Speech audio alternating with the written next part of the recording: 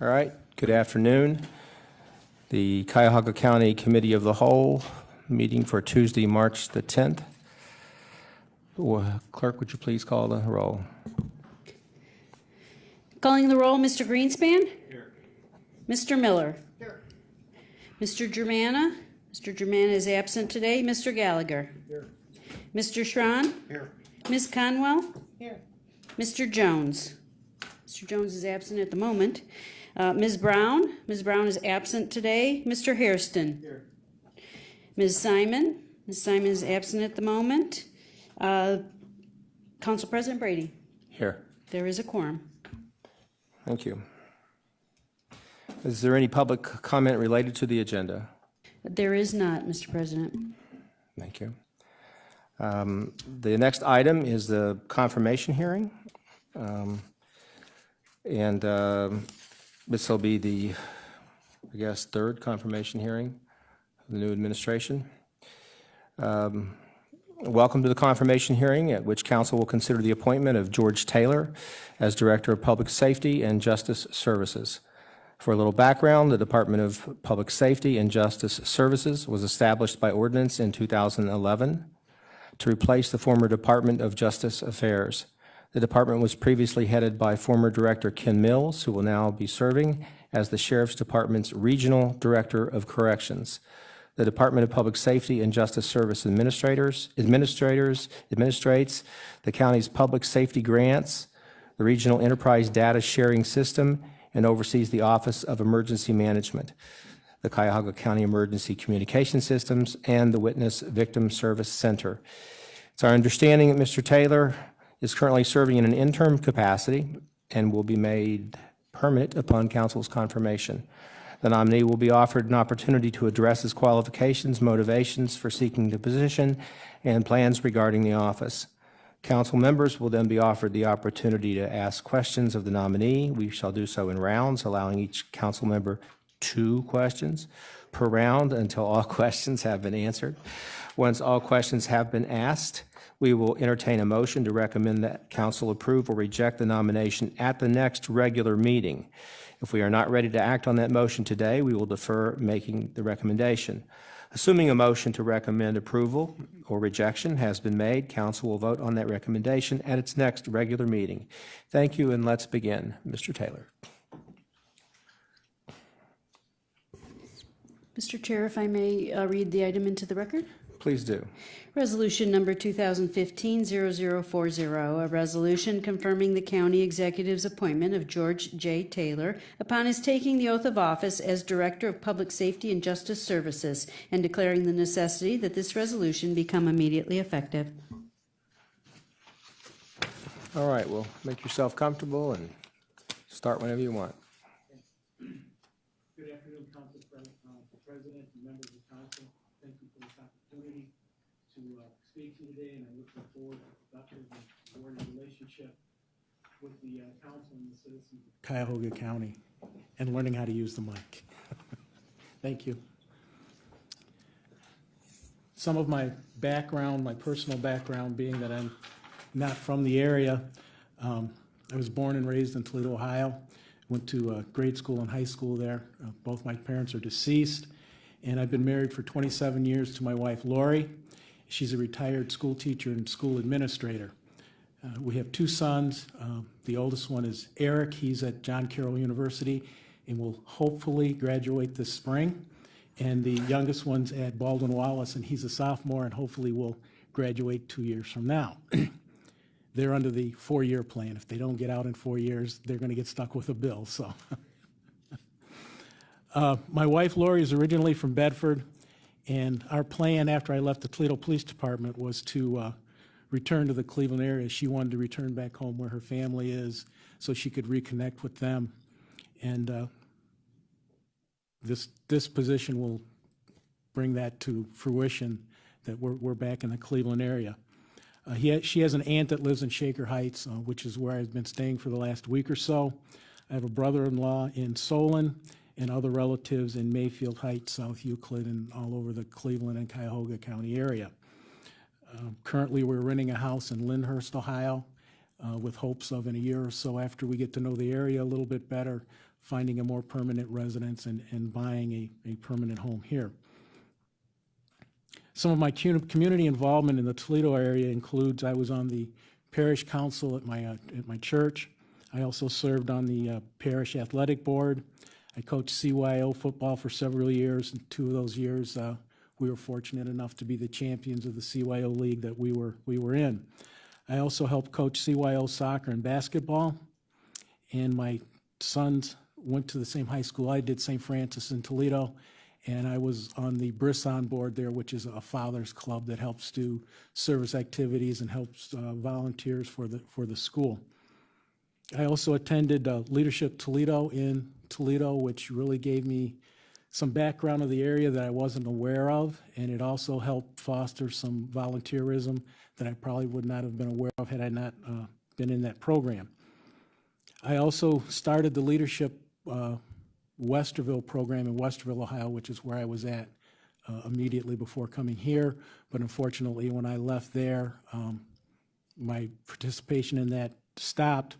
But I was involved in a project where we were raising funds for the Westerville Special Olympics, and the last I heard that that effort had been very successful. I was also on the Leadership Toledo Board of Directors, and I'm a past member of the Hemophilia Board in Toledo. Some of my professional experiences, I've got a Bachelor of Science in Sociology from Findlay University. Hesitated for a second because when I went there it was Findlay College. It's since become Findlay University. I have a master's degree in public administration from Bowling Green State University, and I'm also a Pelt graduate, which is a police executive leadership college, which is a leadership development program put on through the Ohio Association of Chiefs of Police. It's, for those of you that are familiar with the FBI National Academy, it's probably one step below that. In 1978, after graduating from college, I joined the Lucas County Sheriff's Department, Sheriff's Office, as a corrections officer, and while there I became a counselor and I also became deputized. I left there in 1982 and went to the Rossford Police Department, which is a small suburb of Toledo, and I worked patrol there for the short period of time I was with the Rossford Police Department. Later on in 1982, I joined the Toledo Police Department, and after graduating from the academy, I was immediately assigned to patrol duty. And in my tenure as a patrol officer, I was also a burglary detective until I was promoted to sergeant in 1989. And as a sergeant, I worked in internal affairs for 3 years and 9 months. And I was also a neighborhood crime prevention sergeant and spent a little bit of time on the street as a sergeant. 2003, I was promoted to lieutenant, and most of my time as lieutenant was spent working in the planning and research section of the Toledo Police Department. And in that capacity, we worked on grants, we worked on policy and procedures. The biggest grant I worked on was a several $million earmark grant for the PAL program, which came out of Marcy Captor's office. In 2007, I was promoted to captain and went to records and oversaw that operation for a short period of time. And then I was moved to the administrative captain in field operations, which meant I was second in charge in field operations underneath the deputy chief of field operations. And from there, I moved to the vice narcotics section as captain, and I also supervised several federal task forces while I was in that position, in addition to supervising vice narcotics of the Toledo Police Department. In 2011, I was promoted to deputy chief and immediately went to the operations section and supervised the SWAT team, aviation, harbor patrol, and emergency management. And from there, I was moved to the investigation deputy chief position, where I went back to supervising investigators in persons, properties, computer crimes, human trafficking, and federal task forces such as the JTTF and the Marshals Fugitive Task Force.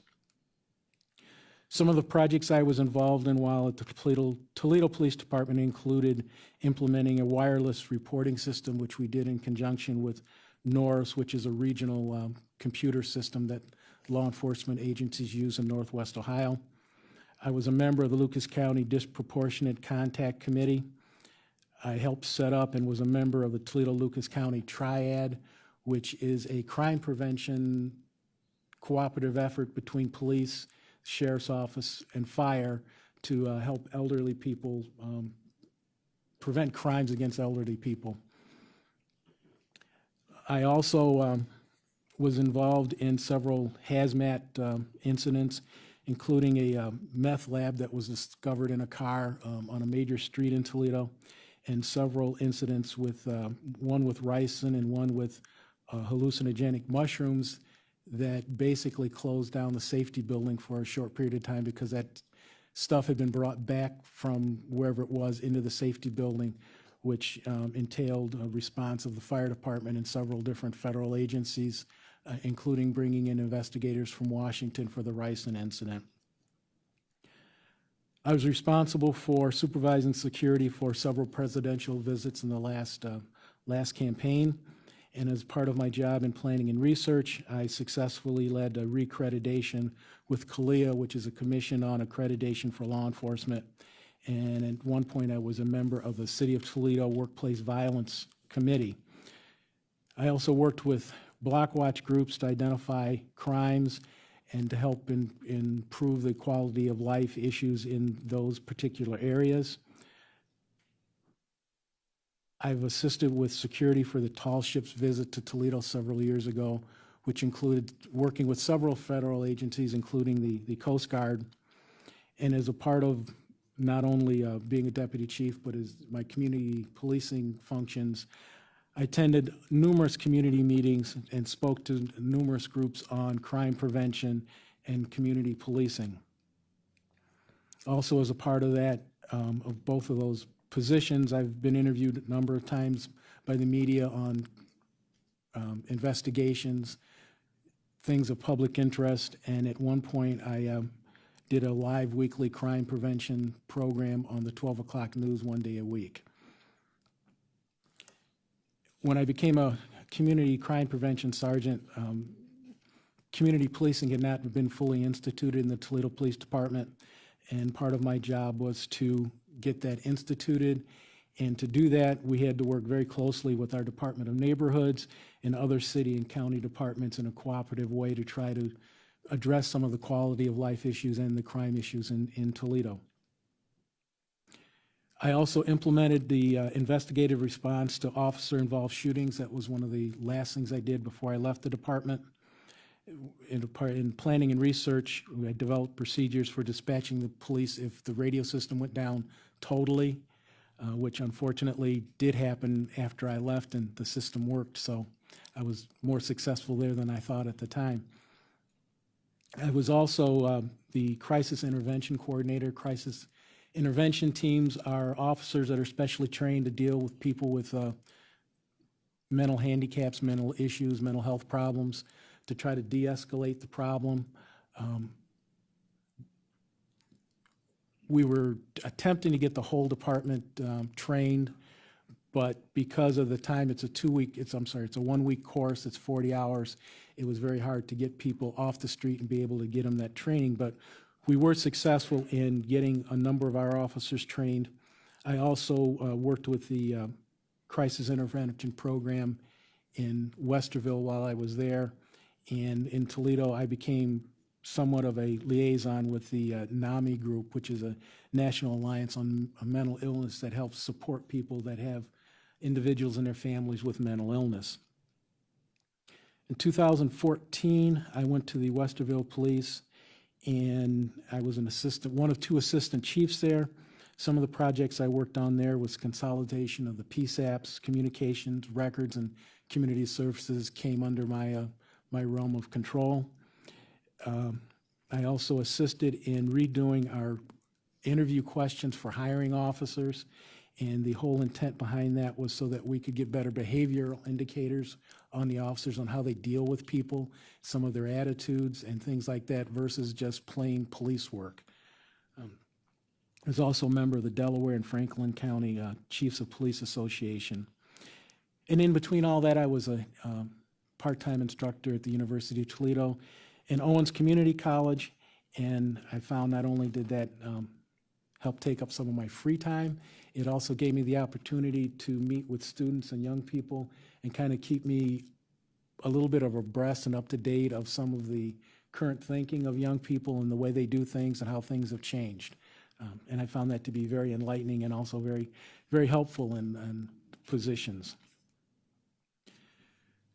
My outlook for public safety and justice services here in Cuyahoga County is, well, first of all, it's a very wide range of activities that that department handles. We have emergency management and CCOMs. We have the REDS and victim witness, mediation, and grants, just to name a few. And all of those operations, some of them are similar, some of them aren't. Some of them are just totally separate from the other. But even though that is true, they all impact the community to a great degree. And it's important that all those operations mesh together so that they run smoothly. Emergency management, you manage the emergency, but things like mediation and victim witness could come into play afterwards from people that were affected by that emergency. So it's very important that there's a fluid communication between them.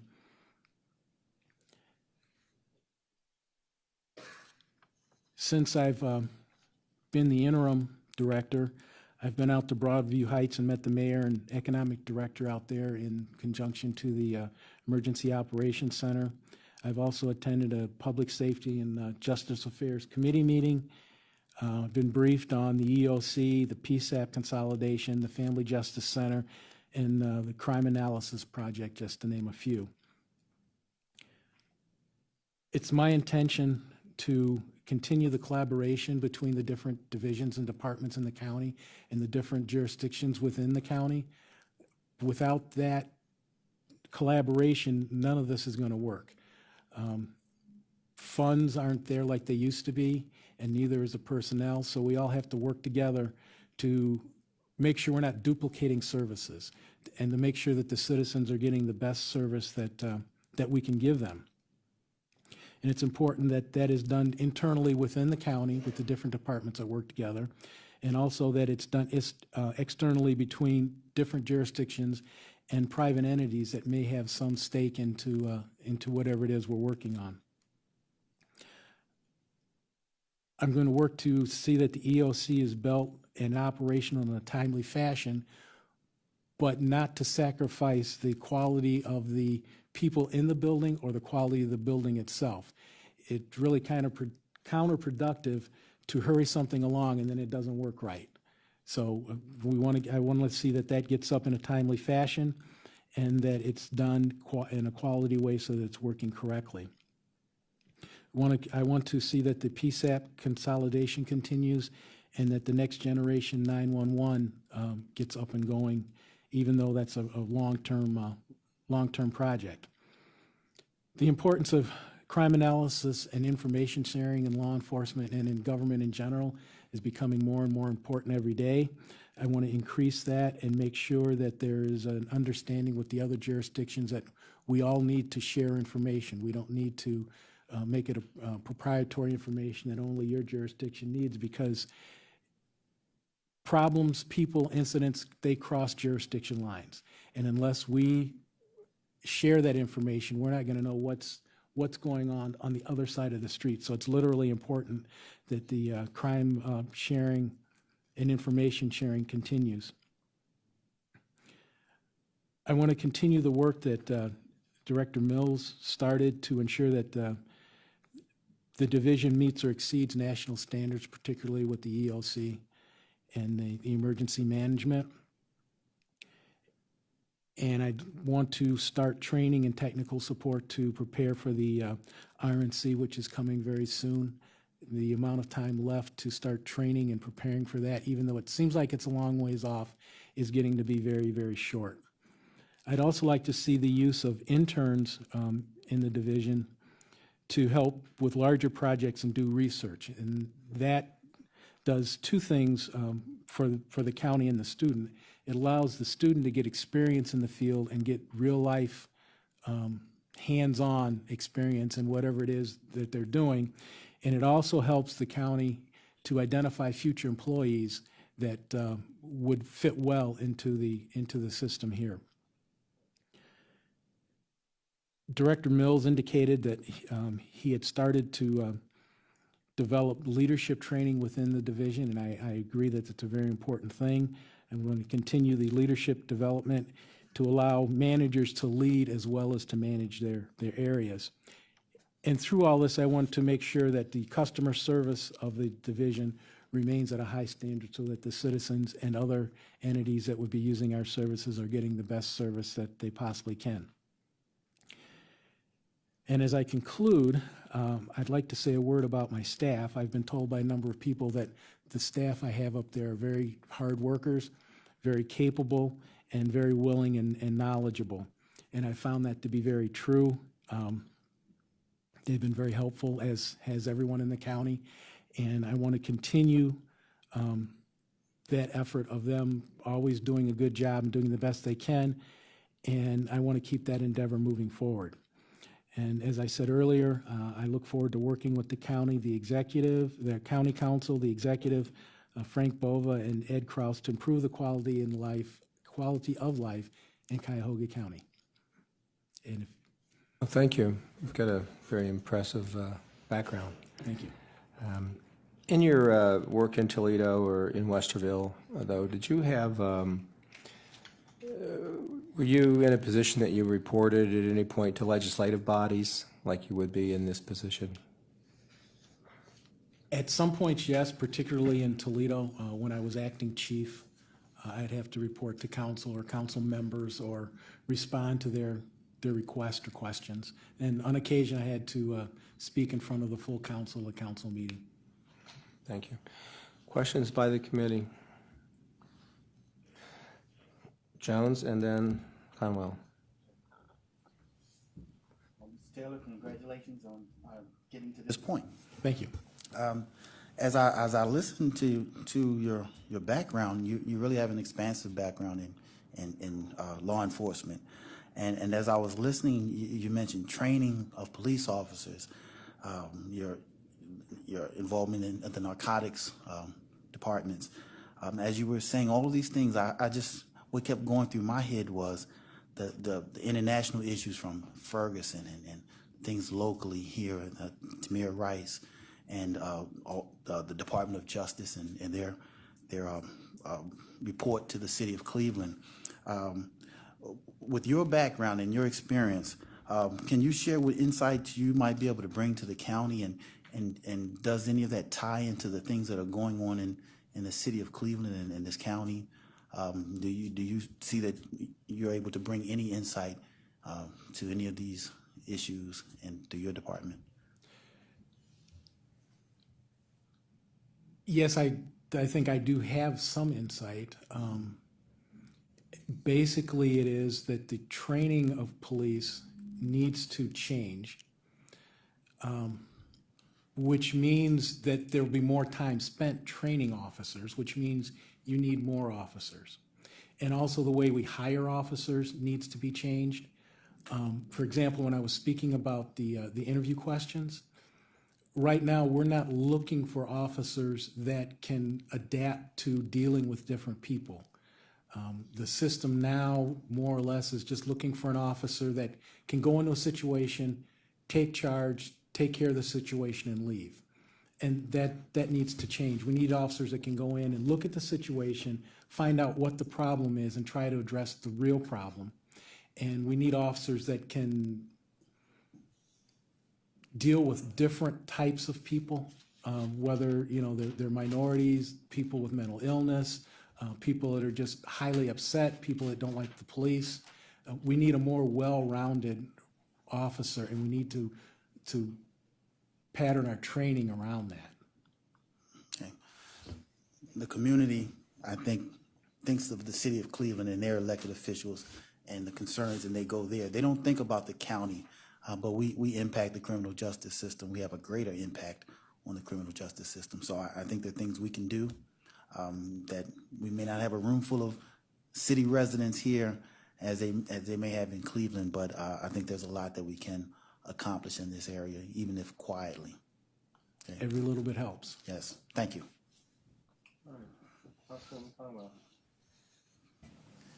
Thank you, President Brady. One, to Mr. Wallace, how large is the city of Westerville? The city of Westerville, it's about 35,000. All right. And you mentioned the use of interns. Will they be paid or unpaid? Have you thought about that? Well, the easy answer to that question is unpaid, but I haven't looked into it at all. Okay. But you will consider that? Yes. Okay. And could you share with this council your management style? My management style is that managers were given a job because they know how to do their job. And I only kind of oversee what they're doing to make sure they're on the right track, to make sure they understand what they need to do. And as long as they're getting the job done properly, I don't believe in micromanaging. I believe in allowing them to do their job. If they need to be micromanaged because they're not doing their job, or they have questions or concerns or need some direction, I have absolutely no problem in giving them the direction that they need. Okay, and I was writing my last question. The county currently has a pay equity ordinance, and recently a report was given the administration on some issues involving unequitable pay. Have you had a chance to look at the pay equity ordinance and to see where the department you would be handling falls into that? No, I haven't. Okay. Thank you. Next up, Councilman Schron. Thank you, Mr. President. My colleague was alluding to the DOJ report. Have you read it? No. Okay, then.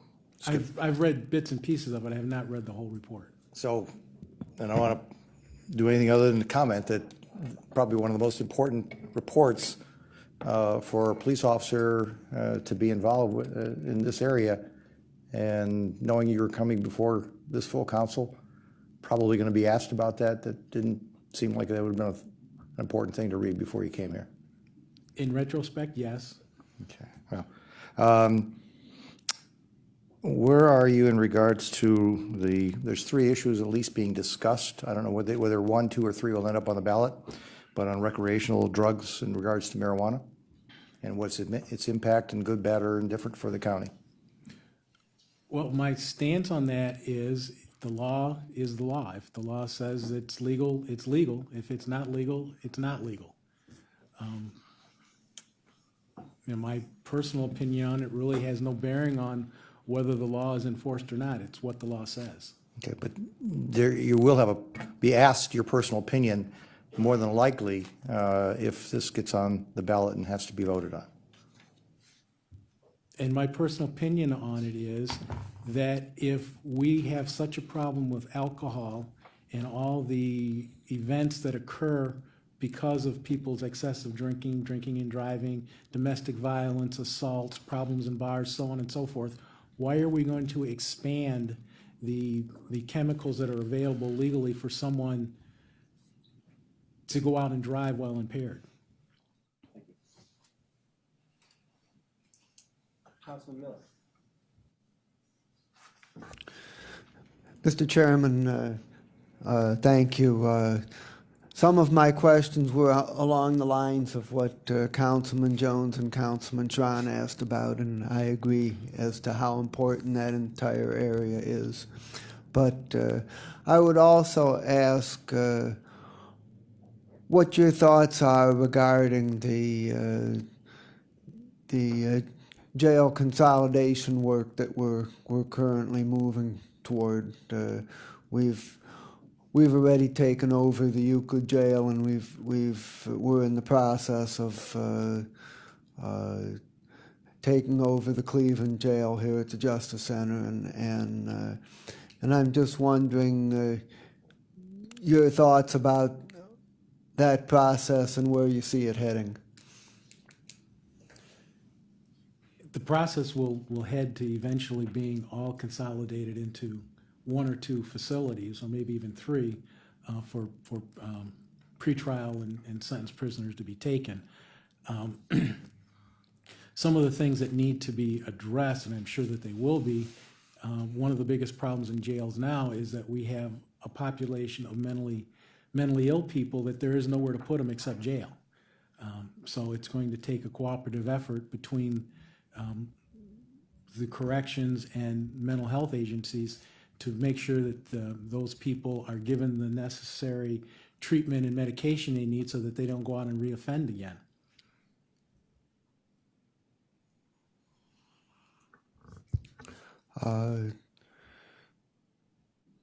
Do you have any particular ideas on how we can effectively and safely reduce jail population in Cuyahoga County?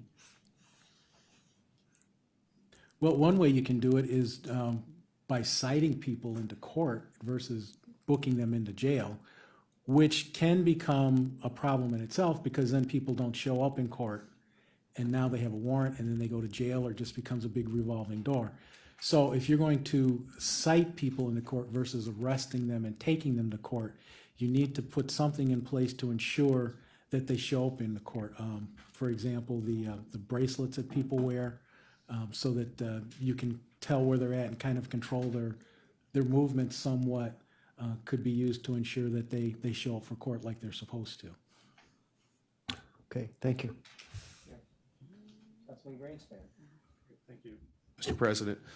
So just so we understand kind of the structure of how this department or your position fits into the organizational chart, because we did not confirm this position before. Who is it that you directly report to?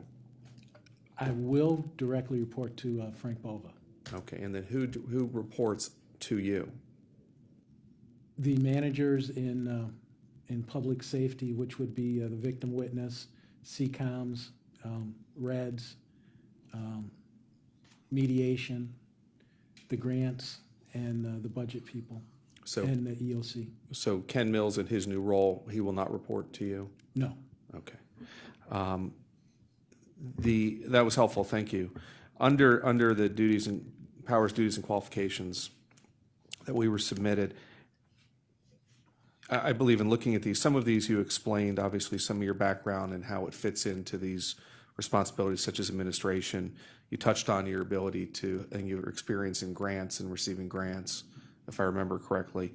The two areas that I'm most interested in hearing your experiences is with REDS and with CCOM. So can you give us just a brief overview of how your experience fits in with REDS and your understanding of REDS and where it is today in the county, as well as CCOMs?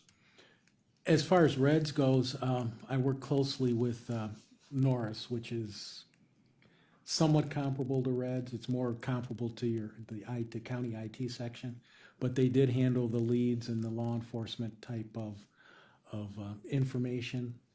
They were the county's and the city of Toledo's agency that handled all of that. So I dealt with them, for example, when we were putting in the wireless in-car reporting system.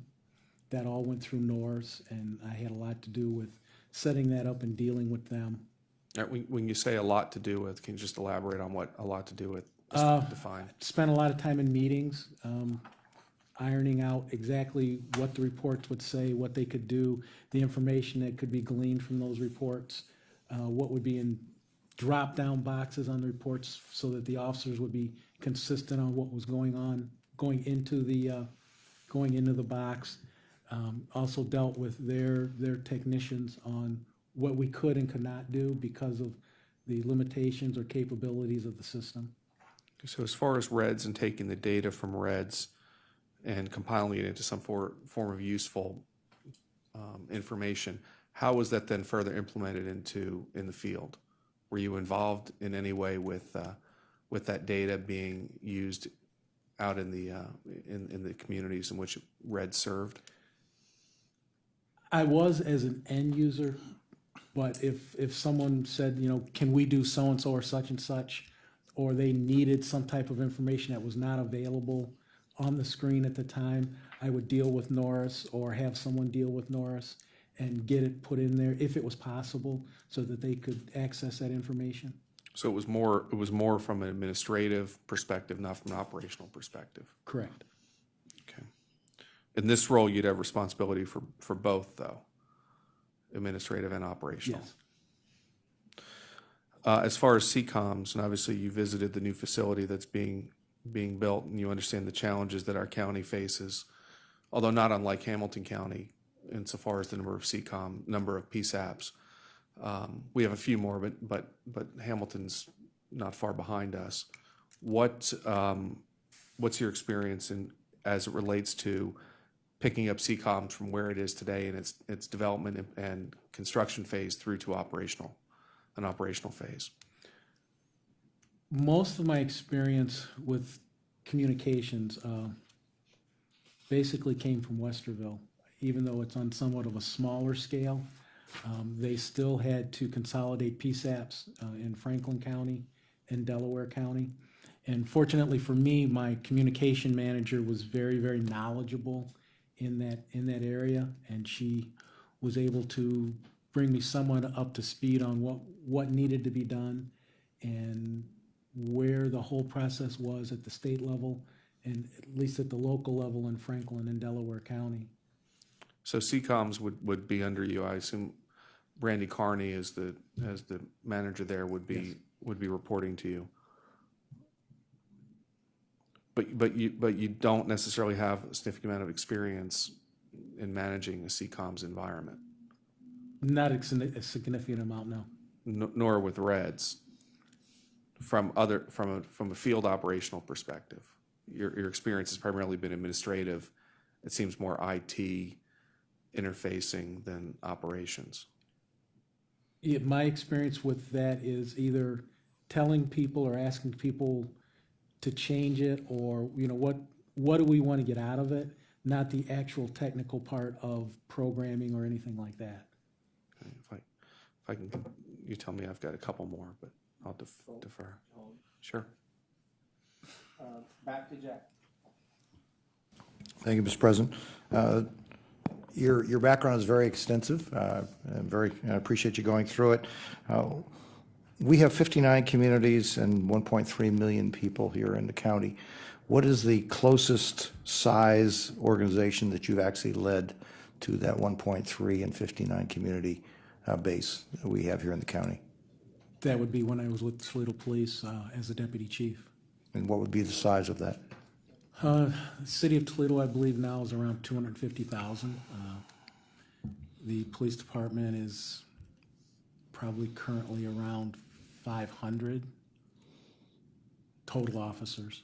So this is going to be a considerable jump in responsibility from 200,000 people to 1.3 million. So you think you're prepared for this? Yes. Okay. And as I said earlier, I have very good managers that know what they're doing. They've been here for a while, and I'm going to depend on them a lot to give me the information I need. One of the biggest challenges we're going to face, and this council is going to face in the coming years, is going to be the Justice Center and the current jail system, jail operations, very close down the street here. Have you been through there? Have you toured it? And what is your opinion of the condition and what your thoughts would be, being somebody that would be actively involved in this process as to what needs to be done? I have not toured the actual jail itself. I've been through the administrative areas, and I'm not really sure exactly how involved I'm going to be in the actual consolidation of the jails and upgrading the facilities that are there. Thank you. Great, thank you. And just following along the regional jail consolidation, although it's listed in our packet as recent initiatives of the department, but Director Mills will be handling the jail consolidation project, correct? That won't be Yes. something you'll be overseeing. I just make sure we mark that off. Another item that's on here, and you talked about the EOC, Ready to Notify is I would almost view Ready to Notify as being more of an issue under Director Kraus than under Public Safety, since it's a software package effectively. The 911 consolidation you touched on. the two items, if you can talk about, well, let me ask you this, the Regional Crime Lab, how does that interact at all with, I didn't hear that as one of your areas of operation. It's not, but it could possibly be, if there's grants and things like that involved, it may possibly. So you would be writing Crossover. grants for that as well? That's possible, yes. So do you see your role as do you see your role, or is your role defined as writing all public safety and justice affairs grants? Not all, because some are more technical than others. For example, the medical examiner, DNA grants and things like that would be more in their bailiwick. Okay. And then the last item or area to touch on is the Family Justice Center. You mentioned that in your opening. Can you explain your experience and relationship with family justice centers and the work that they do, and how you envision your role interacting with them, with the Family Justice Center? I have not been over there yet. I've talked to the manager over there several times. As a matter of fact, I'm setting up a meeting with her for next week. But that's another collaborative effort that has a lot of different organizations from a lot of different jurisdictions involved. And it's important that everybody works together, that we keep those relationships alive and well, so that the center will continue to function and the citizens will have some place to go get help when they need it. Okay. All right. Thank you. All right. Back to Councilwoman Conwell, and then Councilwoman Simon. Thank you, President Brady. Have you had any skills in grant writing? Yes. Okay. And at how many different positions? Because I'm trying to read over. And It was basically in a planning and research position. The biggest grant that I was directly involved in was the earmark grant for the PAL program. okay. And how long have you been interim director so far? How many days has it been? 7, I believe. Okay. And is this your first position that you were an interim? Yes. All right. And for those first 7 days, Mr. Wallace, how did you prioritize your time since coming on? And I know it's massive. I do understand that. Just if you could share with us how those first 7 days, you prioritized your time. I've spent a lot of time talking to different people in different areas about, the manager in Reds, the budget people, just trying to get my feet on the ground and get a real feel for what's going on and what direction everyone's headed, so that we can continue to go in that direction. I've spent a lot of time talking to CCOM's people, particularly the manager over there. And just to follow up on that, so there should be maybe about another 7 days or 8 days, if you're so lucky to be confirmed by the council. So how do you think you will you're hearing something from council. How do you think you will prioritize those next 7 to 10 days? Well, I need to get out to some of the outlying facilities, victim witness mediation and things like that, to get a look at them.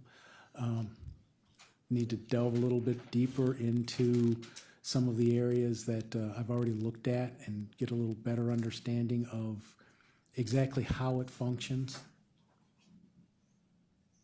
Thank you.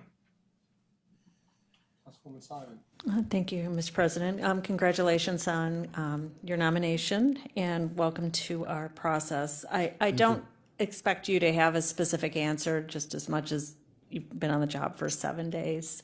You talked about training in the context of perhaps the DOJ report, excessive force, that was brought up, and you spoke about training. Have you considered or have experience in the way gender might influence excessive force cases and training women as part of a force? Well, generally speaking, women are not as aggressive as male officers. But being that I've had several female partners, I can also attest to the fact that when they need to be aggressive, they will be aggressive. And most of that, even with females, is dictated more by the suspect than it is by the officers. Are you familiar with the gender ratio of our sheriff department? No. Can you, that would be something I would like to get some feedback on, your not that you're going to be overseeing that necessarily, but I think it's important to have familiarity of what our department consists of. And when you speak to the broader issues of training and what's happening here in Cleveland, I think that would be something I would want you to become aware of what that ratio is. And I'll be asking questions about that as we go along with the safety issues. Thank you. Okay. Councilman Jones. Thank you. And Mr. Taylor, we've lost quite a few of high-level staff in this department, so that nothing really slips through the cracks.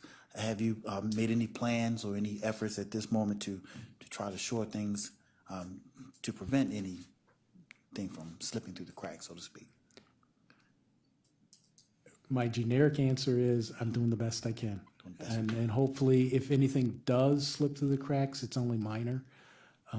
I've been working real closely, like I said, with my managers. Frank Bova's been helping me, even though he's trying to learn a new position himself. And we're doing the best that we can to make sure that everything continues smoothly as it was before, so that there's as few glitches as possible and projects that have been started can be completed. Okay, thank you. Back to the DOJ report. The community has been exposed to the report through many community meetings, readings of the highlights of the reports. I've attended several of those myself. I read the report. Considering that you mentioned you had not read it, and I don't really hold that against you at all, but I think it is insightful if not just yourself, the others in the department, if that's the case, others who have not seen it, maybe there's an opportunity that, just like the community, those who are in the decision makers have maybe some type of forum where we actually expose the decision makers in the criminal justice system that we have influence with, see the report and see the highlights. That I'm just throwing that not as a question, but as just a comment. That I think that might be insightful and helpful as we work in our own arenas to actually see what's going on in that report, and if we glean anything from it for our own benefit. And I would have to agree with you. Okay. Thank you. Any other questions by the council at this time? Okay, hearing none. Yes, Councilman Gallagher. Welcome, sir. And thanks for meeting with me. Listening to a line of questions, I'm not certain I'd be able to answer some of those things. I don't think, at least at this point in time, many of the Department of Justice concerns are your concerns, or our concerns right now as far as your job goes. I see your job as a management job, and I think we're playing to your strengths there.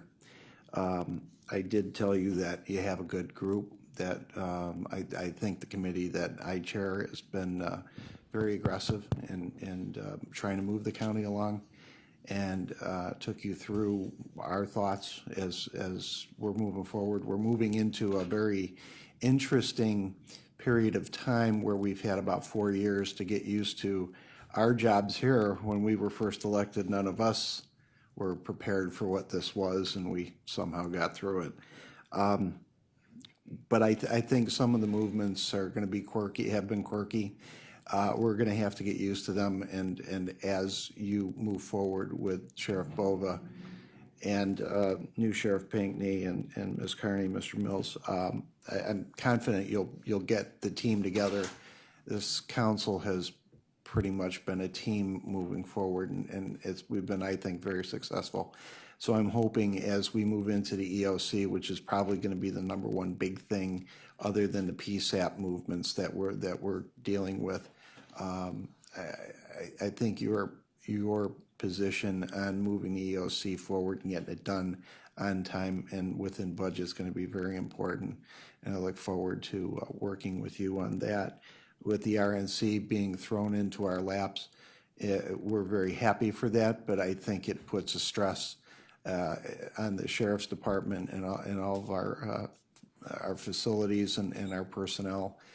Again, I think with Sheriff Bova at the top of the pyramid, that we can be confident that moving forward, we're going to be in good hands. I look forward to working with you. I can appreciate your extensive police background. I had a uncle that was a Cleveland police officer. Again, I think working to your strengths is going to be important, and I look forward to confirming you as we go forward. Thank you. And I look forward to working with you and all the members on council. Thank you. Any other discussion? Hearing none, I'd like to ask for a motion to recommend resolution 0040 to the full council for second reading adoption under suspension of rules. So moved and seconded by Mr. Schron and Mr. Gallagher. Clerk, would you please call the roll? Calling the roll on resolution number 2015-0040. Mr. Greenspan? Yes. Mr. Miller? Yes. Mr. Gallagher? Yes. Mr. Schron? Yes. Ms. Conwell? Yes. Mr. Jones? Yes. Mr. Hairston? Yes. Ms. Simon? Yes. And President Brady. Yes. Motion carries. All right. Now we're good. Thank you very much, Mr. Taylor. We appreciate it. Look forward to working with you. We now move to the next item in the work session is the executive session. And as you know, I need to make this statement. All meetings of the Cuyahoga County Council are open to the public under the Ohio open meeting laws. Under that law, council may go into executive session during a meeting for specifically authorized purposes. During executive session, council confers outside of the hearing of the public. Council may not make any decisions about any matters in executive session. All decisions are made in public. This afternoon, the council's committee of the whole will go into executive session to discuss collective bargaining matters. During this time, our live stream will be down, and we ask all those not specifically needed for the executive session to remain in the council chambers. Council members will convene in the adjacent committee room A and will re-enter the meeting once the executive session has ended. Is there a motion to go into executive session for the purpose of discussing collective bargaining matters? I so move. Moved and seconded. Will the clerk please call the roll? Moving to executive session, Mr. Greenspan? Yes. Mr. Miller? Yes. Mr. Gallagher? Yes. Mr. Schron? Yes. Ms. Conwell? Yes. Mr. Jones? Yes. Mr. Hairston? Yes. Ms. Simon? Yes. President Brady. Yes, the Motion ayes carries. have it, and we will now adjourn for the meeting of executive session.